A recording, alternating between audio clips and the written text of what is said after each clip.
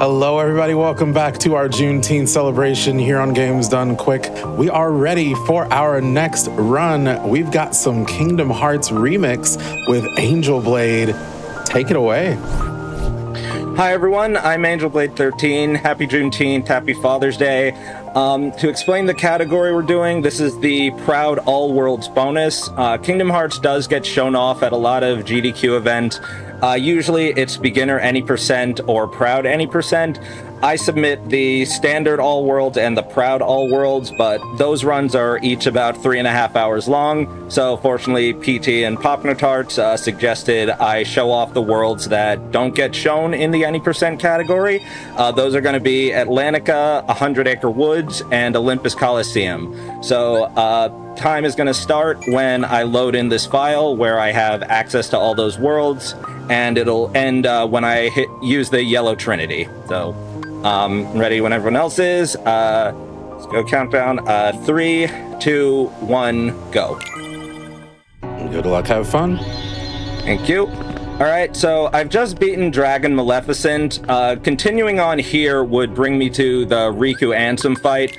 It's a fight that sort of traumatized a generation, if you could say. But what we do is, because these extra worlds are optional, we get about as strong as possible here. And after defeating Dark Riku, that's where all the battle levels of every world would increase and make every fight significantly harder. So that's why we get here first. We're going to start off going to an underwater level, which I know everyone loves. Everything's going to be changed around a little bit from the normal way we go about fighting. So.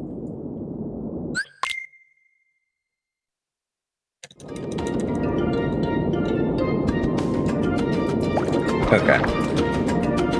So I'm starting off with a little tutorial. Basically, this is just showing me how I'm going to be moving. Typically, I have a lot of access to different moves, like my limits, combo modifiers, and summons. I don't have any of those for the time being. I really just have my regular attack and my magic, so I'm going to rely heavily on those. Fortunately, I just got a tag flounder. Oops.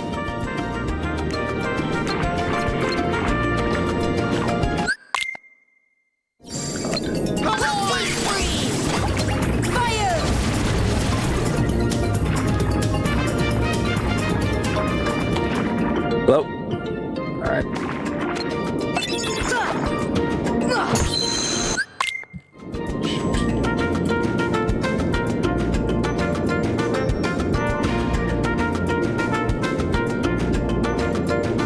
Okay.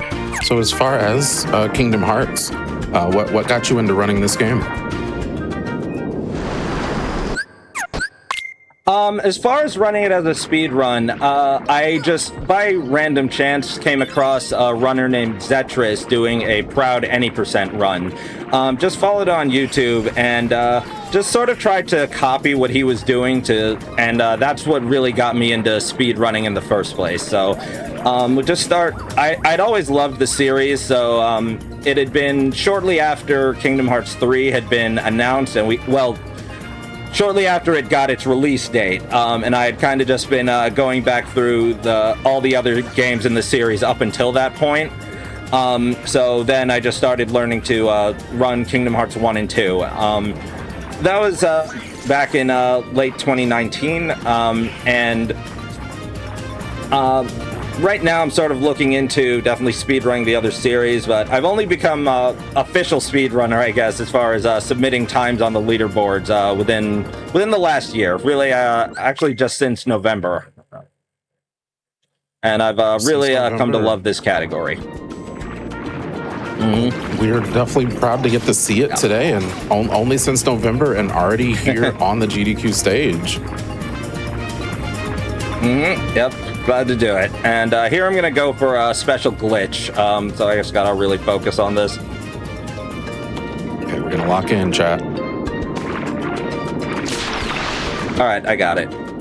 So this is called Dolphin Skip. Basically, what you're sort of supposed to do is interact with that dolphin. It'll swim around this room and just kind of go in a circle. What that does is it allows another dolphin to appear back in that first big room we were in, and that allows us to sort of swim through a strong current that Sora can't do on his own just yet. That brings us to the next main story point, and usually it would take you a couple minutes to go back. You got to deal with a couple of enemies before you can interact with the dolphin. But doing this way, we have a nice little shortcut to the next area we're supposed to go to. And I'm gonna pick up these chests here. That's a torn page for later, and this one is a cottage. Okay.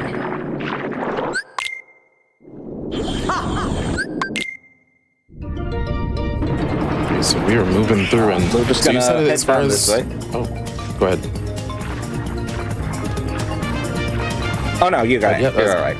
Gotcha. Small jump Gotcha. scare coming up just now, but You said as far as your content right now, it's pretty much Kingdom Hearts. So I just want to kind of send an invite out to chat. If you're looking for some Kingdom Hearts speedruns, you know exactly who to follow right now.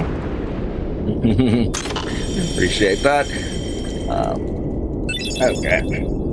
So yeah, the main thing I'm focusing on is Kingdom Hearts speedruns, specifically the all worlds category. So when I am on here, I'm typically just doing the full run. I do alternate between beginner, standard, and proud mode, and working up to doing level 1 all worlds. But that one's gonna be a while. Gotta get some practice in for that still. Hey, practice makes perfect. It does. It does. I do have a question from chat. Is this your first marathon run?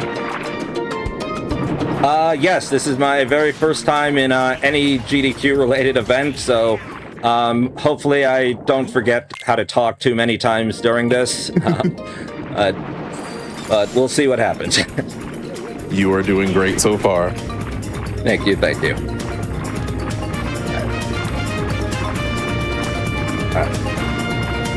So, story-wise, Ariel kind of got tricked by Ursula here, and she basically got convinced to let Ursula take her dad's trident. So we're gonna go and deal with that. We're swapping out Donald for Ariel because Ariel's very powerful here. A lot of the world party members are. Here I just used my spell Stop for the first time. If you're anything like me, the first time you played this game, you maybe saw an ability that doesn't just directly deal damage to an opponent, and you kind of just ignored it. I did that a lot for different games, and I was kind of bad at them when I did that. So I'm glad that I use a lot more variety in the abilities that I pick now. So Stop is very helpful, and when you use it properly, your enemies don't really get a chance to do anything.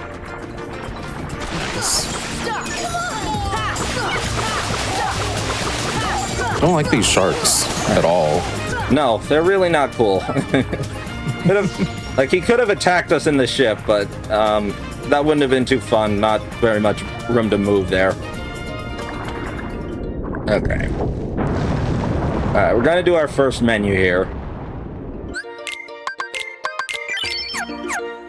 Alright, so I'm putting on an elixir on Sora, so I need 2 for one of the upcoming fights I'm supposed to do.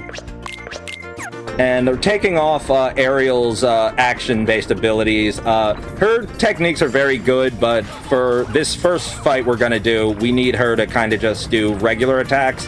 Her strong attacks will be very helpful in just a moment, but for this one, we need to do most of the work, actually. Nope.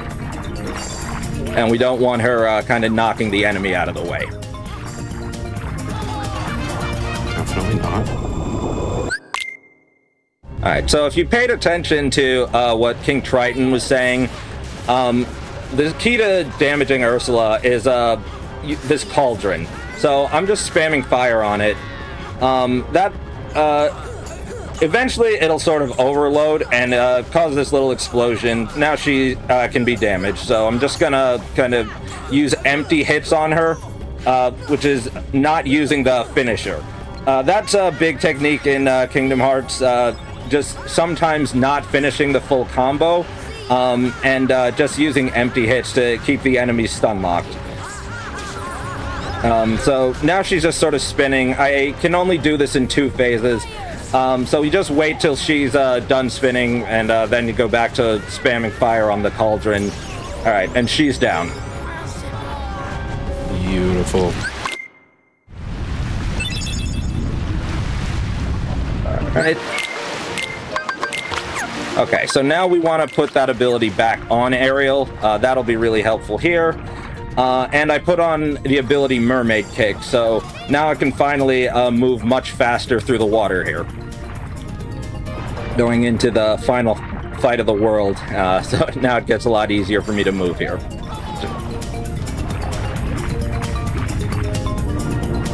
We are moving through. Alright, and coming up, we have the first boss fight I really struggled with when I played this game, the original version of this game. But again, we're gonna utilize the stop spell and hopefully not let her do anything.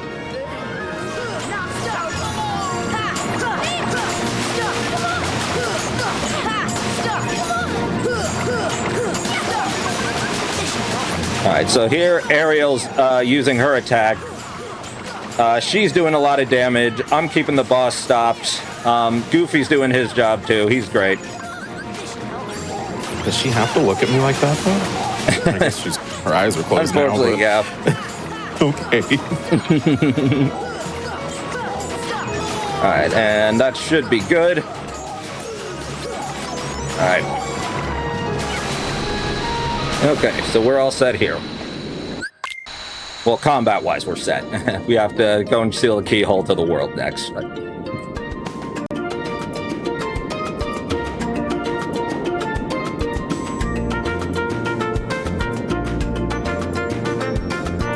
Gotta love dialogue in our speedruns. We do. Can't skip all of it. So, one thing I just got from defeating Ursula was the spell Thunder. So in most any percent runs, you don't get to use that spell at all. So it's really great for crowd control, and not having it just makes me feel weird. It's yeah.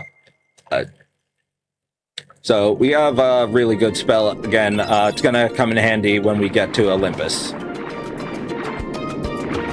And because I've sealed the keyhole to this world, no enemies are going to show up unless if I leave the world and re-enter, or if I were to save and reload the file, then they'd start showing up again. Oh, Jesus, can I grab that?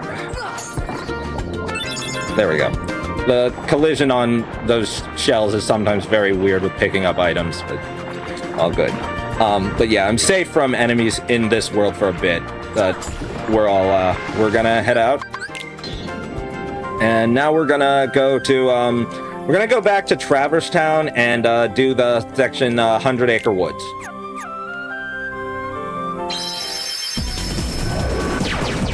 While we're getting there, do we have time for a quick announcement?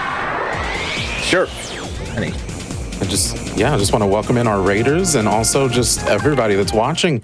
Welcome to GDQ's Juneteenth Celebration for 2026, celebrating 5 years of Black in a Flash on the channel. Learn more about Black in a Flash, our community focused on Black speedrunners, challenge runners, and more by going to gdq.gg/BAF or follow us on Blue Sky. Good. All right. So to get to 100 Acre Woods, we go into this book really, and we're gonna see our friend Winnie the Pooh here. So what's going on, plot-wise, is pages of this book have been ripped out. So within, from Winnie the Pooh's perspective, like, various areas of 100 Acre Woods are kind of just disappearing, and his friends are kind of disappearing too. It's kind of creepy when you really think about it, but first when you initially come to this world, you just have access to that starting area and this section here. First, I'm just gonna go check out this cabinet for another elixir. And then Al is going to kind of explain to us everything about what's going on with this world, that we need to find torn pages to do different sections of this world. I've already collected all of them so for the purposes of this showcase, so I can just do all 5 sections now. It's the same order no matter what order you technically collect the pages. Each section just shows up as it is.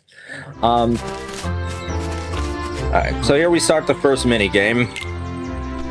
Winnie the Pooh wants to collect some honey. And I'm just trying to mash through this text as fast as possible. Al usually tends to take the longest way to explain something as possible. But... yeah, that's Owl, yeah.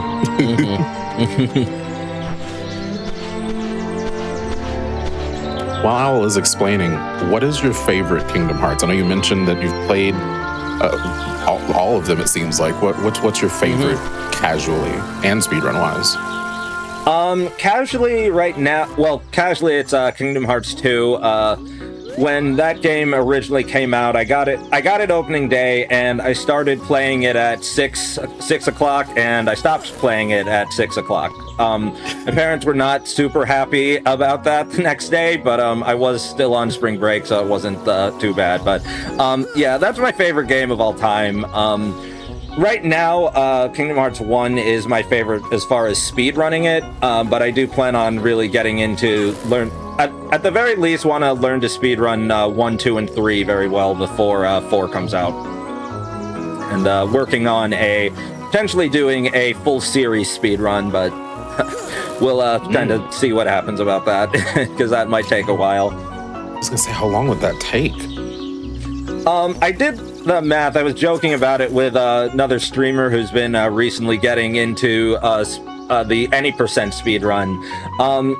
For all of the games right now, assuming you did world record pace on every game, it would be around 25 hours, I think. So we'll see about doing that. Anyway, one thing to mention about this mini game, this is just a 3-minute segment. Winnie the Pooh is stealing honey from these bees. I'm attacking them because they're defending what's theirs effectively, so I've kind of become the villain here. But the other day, I was in a streamer who was doing the any percent run, and he asked me what I like most about running all worlds. So a couple things are, you get a couple different abilities and equipment that you wouldn't get for any percent, but the really nice thing is that this is actually just a break, a 3-minute break. You can kind of do whatever you need to do, go refresh your drinks, stretch for a little bit. It's kind of nice, particularly for these runs that are over 3 hours long. Usually I get to this segment about an hour and a half into the run, so it's really nice to just go kind of just stretch and do whatever is needed to be done. But now I can just work on getting a high score somewhat by hitting the bees.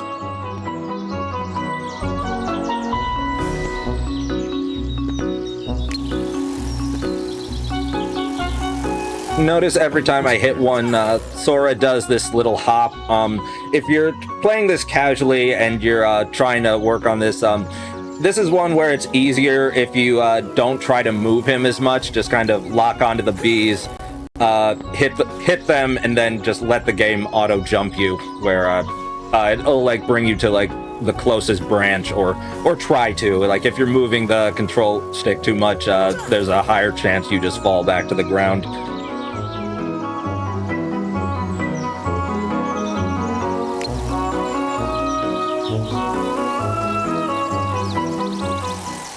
All right, and that's page 1 done.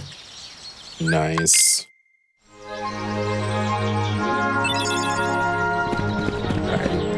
All right, and every time we complete a section, we get some type of item. So there, I got Nature Spark, which is a summon gem. That would allow me to summon Bambi. Bambi is like kind of nice for when you're doing like side quests near the end of the game. If you're just going for a casual like 100% run, but we won't get to see Bambi in the. We don't really get to see Bambi in the speed run. So but we have access to it now. Here, we're gonna... I was just gonna say, we know Bambi's here in spirit. He is. All right, here, the plot for this section kind of frustrates me based on what's happening. Rabbit did not really allow us into his house, but we just kind of barged in anyway. Now, Winnie the Pooh's gonna ask him for some honey, and, you know, Sora's and Piglet are kind of just being enablers about everything. It's not great. Rabbit says he doesn't have any honey, but I'm just gonna go find that he's hiding it up here so he doesn't have to share it. In fairness, it's his, but Winnie the Pooh just decides he's just gonna eat all of it anyway. Yeah. Right. So now I'm gonna leave, and I could go the long way there, but I can also leave this way. It's pretty simple. Okay, and now we've caused a problem.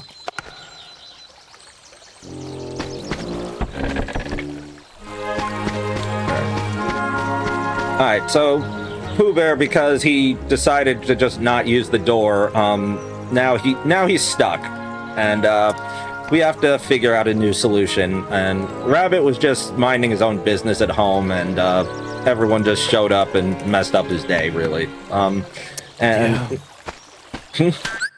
And now Tigger's showing up too to further complicate things. He wants to just bounce somewhere, and Rabbit's solution is to feed Winnie the Pooh some carrot juice to slim him down. But Tigger wants to just jump on these carrots because he just has to jump there specifically right now. So we have to... Yeah. Right. No other option. So what we're going to do is we're going to try to block Tigger and protect these carrots from... we don't want them to get buried, basically. So if he jumps on any of them twice, then we've lost that one. So there is a high score requirement for this. I forgot the exact number the game wants you to get for to get a special ability for Sora. We don't actually need that ability for the sake of this, but we're just gonna play around with it a little anyway. It's another kind of break segment that I think as long as I save one of them, I'm okay. So I have this rush command, which will have me run over to the carrot that Tigger's trying to bounce on. And yes, he is going to make that annoying sound every time I block him. If you notice, I'm getting 1 point every time I block him normally, but if I jump when I block, I actually get 3 points instead. I don't know who discovered that, and it's only done in the speedrun, but if you're playing casually and you're having trouble with this minigame, then this is a good way to really kind of trick the game and get a very high score for it.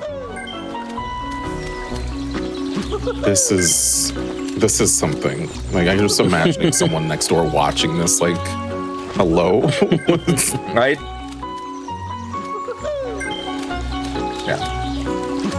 Yeah, the games here are very interesting. Yes. Okay.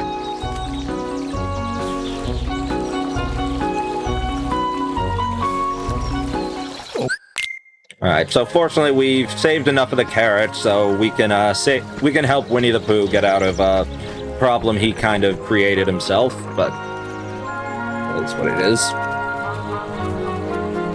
All right. And I'm not sure why we couldn't technically try that before, but, you know, it worked, I guess, so.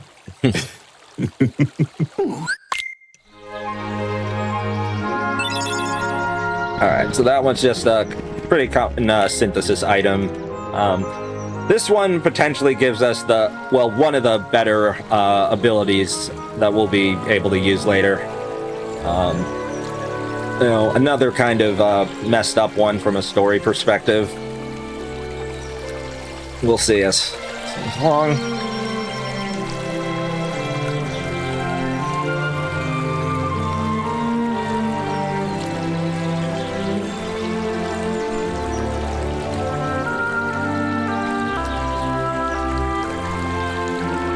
when it comes to Winnie the Pooh, who is your favorite character? It's been so long since I've watched it. I think I'm gonna actually say Rabbit for the time being, because he seems like the one with the most common sense, and nowadays it's like common sense feels kind of like a superpower overall. That's fair. Yeah, that is I'll fair. go with Rabbit. Okay, that's fair. Chat, who is your favorite? We'll see what chat says. But I think I gotta agree with you. Too. And all right, so in this case, as we saw, Eeyore was just sort of floating down this river. No one else did anything to help him, so I got him. But he's lost his tail too, so what we're gonna do is we're gonna bring Winnie the Pooh to the top of this hill, because Owl has an idea. I'm locking onto him, which will make him just follow me. You notice, well, we have to go by his pace, but you notice there are some honey pots here. We want to make sure he avoids those. If he gets too close to one, he'll just grab it and just start eating all of it, as we've sort of seen on the other two pages. It is helpful in case I don't do this mini game right a couple times, but for the sake of this, we want to just make sure he avoids them, and we'll deal with that if we have to. Fair. And so I gotta say, chat is very Eeyore. A lot of Eeyore in chat. That's fair too. Yeah, I think they're the two realist of the group. Right. I definitely get that. All right. So our brilliant solution to find Eeyore's tail is we're just gonna push Winnie the Pooh on this swing. So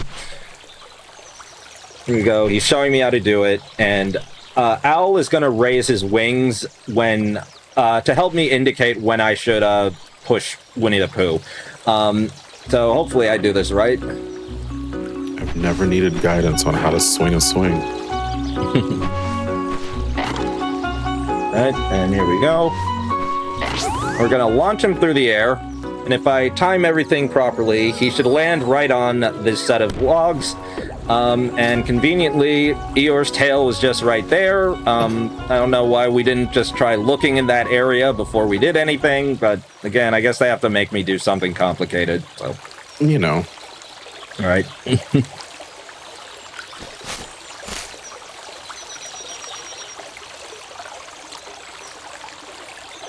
Oh, Eeyore.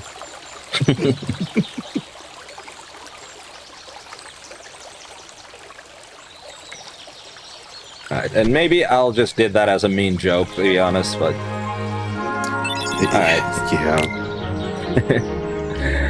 All right, so there, for completing the third section, I got an upgrade to my stop spell. Basically, it just means regular enemies are going to be stopped longer with it. You know, like, it's an interesting one because it's like, it's a spell that you would think wouldn't work on a lot of bosses, but probably it's generally works on a lot more bosses than you'd think it would. Definitely do see it in a lot of speedrunning tactics, and it's like the first time I saw it, I was just genuinely shocked that would even work. I would just assume that they would be immune to something like that, because not all of them, but a lot of bosses just tend to be like either immune or highly resistant to some of your magic. So yeah, seeing that actually works still shocked me, but getting the upgrade is definitely really nice for this speed run. And for this segment, Tigger's just kind of testing us on how we can bounce. So I just have to jump across these tree stumps, copying the action that him and Rue did. I really want to make sure I don't fall, because not only will I have to start over, but I'll have to rewatch the entire animation of them doing it again, just extra waste time. Fortunately, they go the same path each time, so once you memorize it, you're good. It just comes down to execution. Don't they know we're speedrunning? They do not. Yeah, most of this world feels like they just don't know that we're speedrunning, so that's why, you know, they take so much longer to do everything. Alright, and then for this one, they're gonna use this seesaw, and I have to jump up there to that branch and fall down here on this stump properly. This part can be a little bit tricky, honestly, but it's kind of hard to see exactly what you're doing. I've definitely messed it up a couple times in speedruns, which wasn't great for the time, but okay. You got this. Thank you. Thank you. All right. And now they're gonna have me try something. I just went and I switched my keyblade to one with more reach, so okay. I think that was good. All right. Yeah, so the goal of that is they just throw like an acorn at you, and you just want to hit it back to hit that pot. Depending on how high you hit it will determine how many points you get. So sometimes you just get like 1 or 2 points with it, but I hit it at its highest possible one, so I was able to get 20 all at once. Nope, that's not what I want. Okay. And I might as well just finish the menu right now, actually. Okay. I was gonna say hot take, but I don't think it's a hot take. Menuing is the roughest part of speedrunning. For me. Yeah, I can definitely agree on that. It's, yeah, memorizing a lot of those is very difficult sometimes. Particularly with this one, it's worrying about items, making sure you have enough items for upcoming challenges, equipment for just the right stats, like abilities, and customization for my spell shortcuts. So yeah, it definitely takes a while to get a hang on all those. And this one in particular, it's a little more complicated than later ones. They've definitely sped it up a bit, I would say, and just made things a little easier. But it can still, like, they're both, you know, it's always a chore, I guess. Yeah. All right, so this final section, all the friends are lost, and we found a safe area. We're gonna try to keep everyone. Here. Stop. Ah, shoot. Okay. All right. So we want to bring everyone back to that safe area where Eeyore's hiding. Most of them I can just talk to directly, but one friend in particular is not gonna leave until Winnie the Pooh talks to him. So I have to lead him up to that area. So if anyone wants to guess which friend is not gonna leave without Winnie the Pooh, yeah, go ahead and guess if you've never done this minigame before. Any guesses in chat? I'm scared to guess. Alright, here I'm going to try to do a bit of an animation skip. Let me see if I can get it. Oops, might be off time there. Okay, no, we got it. If we talk to Roo there, we saw Winnie the Pooh was walking over that log, so by talking to him before he gets there, we skip the animation of him jumping off. And here's Rabbit down here.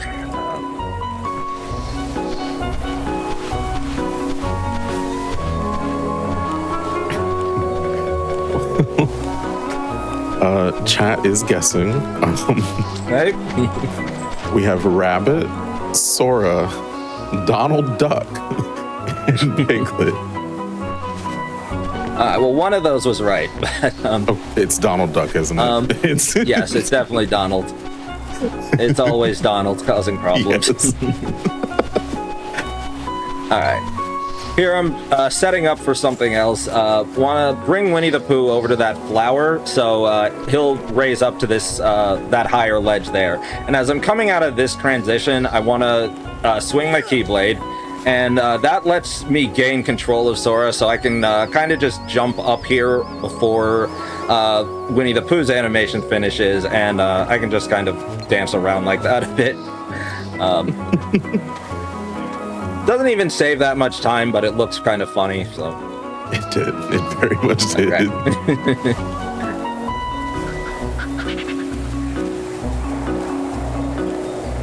I can't wait to see Donald Duck here in a second. Yeah, we'll get back to him later. All right. So now I can talk to Piglet, and yeah, now all the friends are back together. The high score, the score that the game wants you to get is doing that in under 5 minutes. The fastest is about 1 minute 40 seconds, I think, that's ever been done. Or no, I'm sorry, about 1 minute 43 seconds. Even just kind of doing it normally, it's still pretty easy to get it under 5 minutes. Just trying it casually, they're not that far apart. You just kind of walk up to everyone and you know, just talk to them. It's something, but you can definitely play around with it if you really want to work on getting a high score with it. But with that, we've completed 100 Acre Woods. Very nice.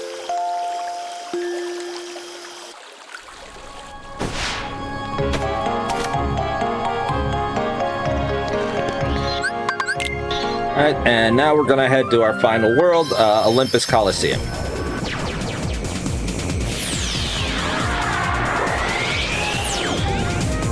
You know, we're doing a lot of travel in here, and I feel like some of chat has some travel coming up as well, because Summer Games Done Quick 2026 will be live in Minneapolis, Minnesota from July 5th through the 11th.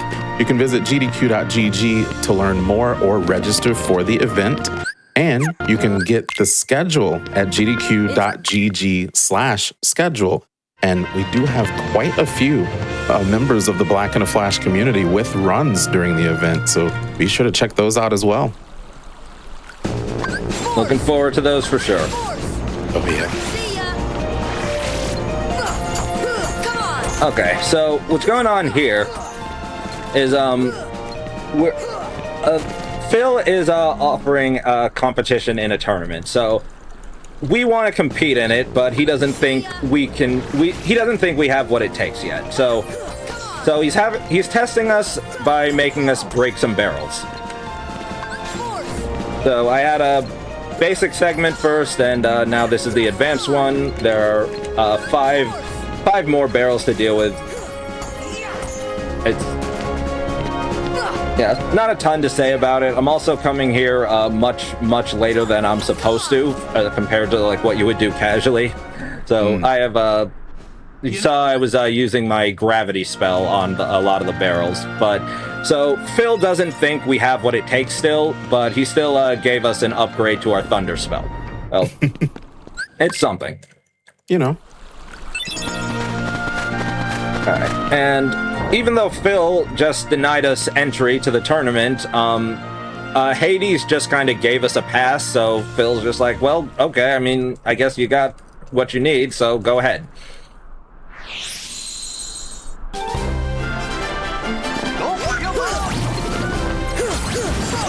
So here, I don't have any like random battles in Olympus Coliseum. It's just these tournament fights where you just go through a series of fights all at once. You don't get to heal in between rounds, so you just gotta have the items and magic you need to do whatever. The problem is, like, oh, that's okay. All right.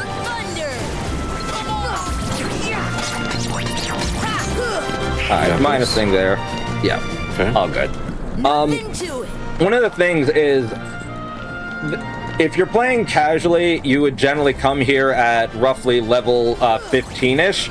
I'm at about level 38, so all the enemies here are very easy for me to deal with. Like, so even if I'm taking some damage, I'm on proud mode, but I took some hits there, it did almost nothing. So it's kind of nice just being able to wipe out hordes of enemies like this with not too much effort. And because I have the second level of Thunder, it's really good for dealing with these crowds of enemies. And I have enough that I can use one Thunder for most of the rounds, and but I want to make sure that I go into the final round with 3 MP bars, so I can use Sora's limit attack, Ars Arcanum. or Ars Arcanum. I'm not 100% sure the pronunciation on that, but it's a good move.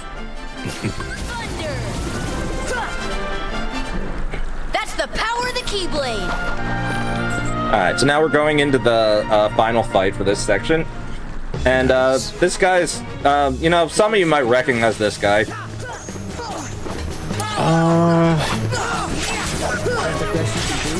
What's familiar? I'm joking.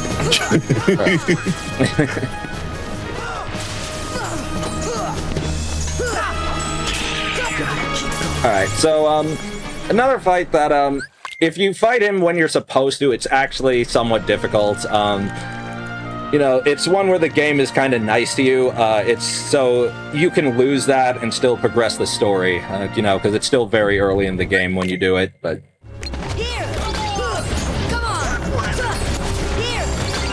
And here's Cerberus. We're gonna loop him with the same stop spell that we did with Ursula.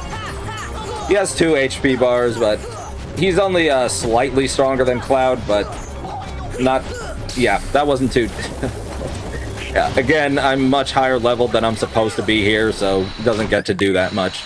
Another relatively difficult fight, like doing it normally, but doing most of the rest of the game before fighting it makes it pretty simple. So is that why we come here last? Yes. Gotcha.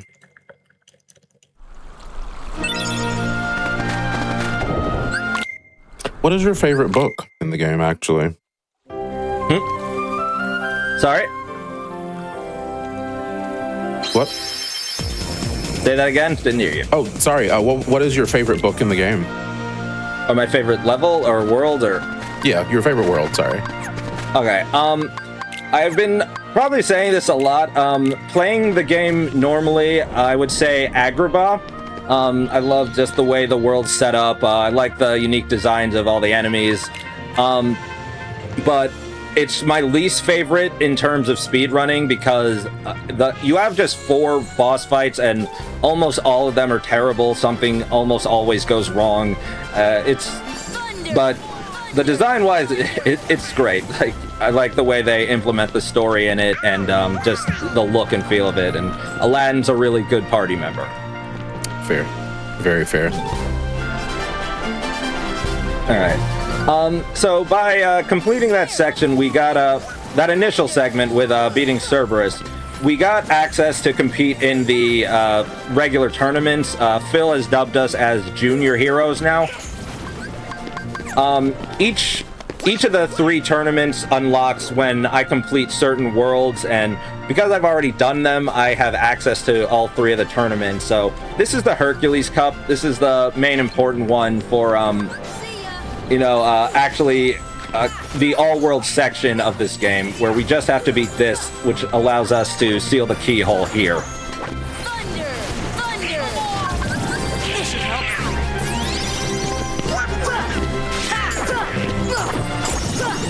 And doing this normally, generally, I guess you're somewhere around level 40-ish, so we're back to having relatively dangerous enemies. If I'm not too careful, I can still be taken out pretty quickly.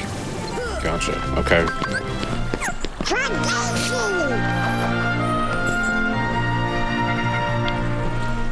Here I have a little bit of a break. This is just a kind of silly enemy. The goal is you want to juggle it like about 100 times. If you found it like out in a regular area, it gives you special prizes when you like hit it certain amounts of times. And it get a lot of experience, but here it doesn't do anything, so you just want to hit it once. So they were a little nice to us because now we have a rematch with Cloud. And he's pretty dangerous. Oops.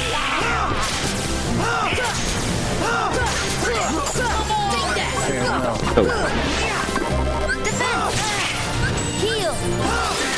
Alright, so we were going for DM skip. My timing was a little bit off, but it's okay. It just obviously you can survive it. It's just it's a bit of a time waster, and he's invincible while he uses it, and it can do a decent amount of damage to you, but we were okay. You can guard all of it if you have good timing, but he does kind of delay a lot of his sword strikes, so it kind of messes with you a little bit.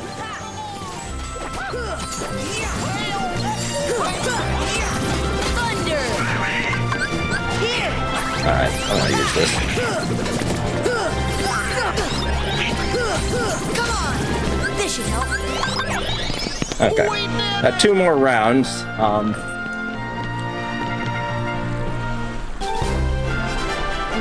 I gotta say, you're making this look easy, and I know that if I picked up the controller right now, we'd be here the rest of the night. So you were doing fantastic. Thank you very much. Oh.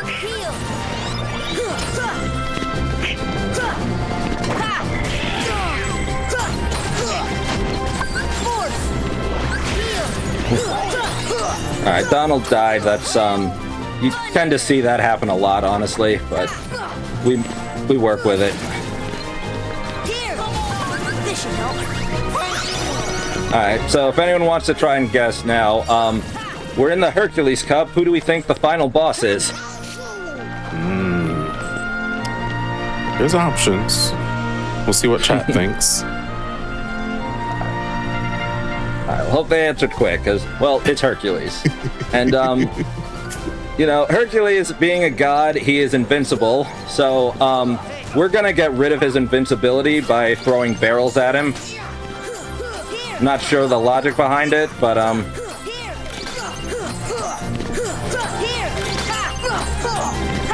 yeah, so we do that, and, so we dropped a combo a bit, but we're all right. So I think one person in chat got Hercules.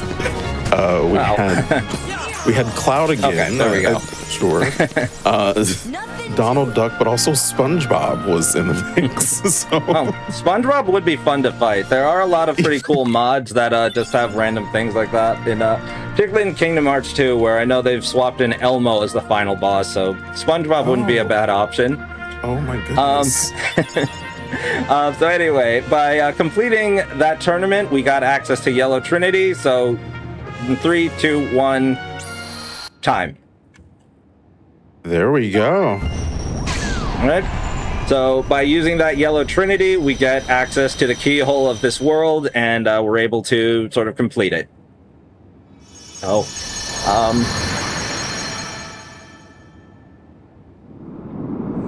Well, GG. Thank you again for that run. Tell us, you know, where can we find you? What are you up to, and what are you going to be doing next? So you can find me on Twitch at AngelBlade13 KH. I mostly do speedrun. Well, I tend to do the full run of this category. So Proud All Worlds, Standard All Worlds, Beginner All Worlds. Kind of rotate through them. I'm really working on Proud All Worlds, trying to trim my time down for that one. So that's most likely the next one. Would like to. Probably going to be going through a full Kingdom Hearts series revisit to hopefully get through that before 4 comes out. We'll see, and potentially looking into some other series to speedrun as well. Well, there you have it. Again, thank you so much for showing us this run today. It was absolutely exciting, and we are so happy that you got your speedrun marathon debut with us here today. Absolutely incredible. All right, thank you so much for having me. Just want to shout out, everyone in the GDQ and Black and Flash staff and tech crew. You know, just doing this, I think, is such a cool thing. Just seeing so many cool video games being blitzed through by amazing speedrunners, and you know, it's an honor to be a part of it. Gotta give some other shout outs to other speedrunners. Swift for being the only person I know that's done a tutorial for All Worlds and kind of helping me trim down my time on a lot of it. Zetris, I mentioned before, the reason I kind of got into speedrunning was just from seeing one of your runs at a GDQ event, and it's been awesome that I was able to be part of one today. And obvious one, a shout out to my mom and dad for all the consoles and video games they bought for me when I was younger. Happy Father's Day, Dad, and thank you for hosting for this. Of course, and I'm not crying. It just sounds and may look like it.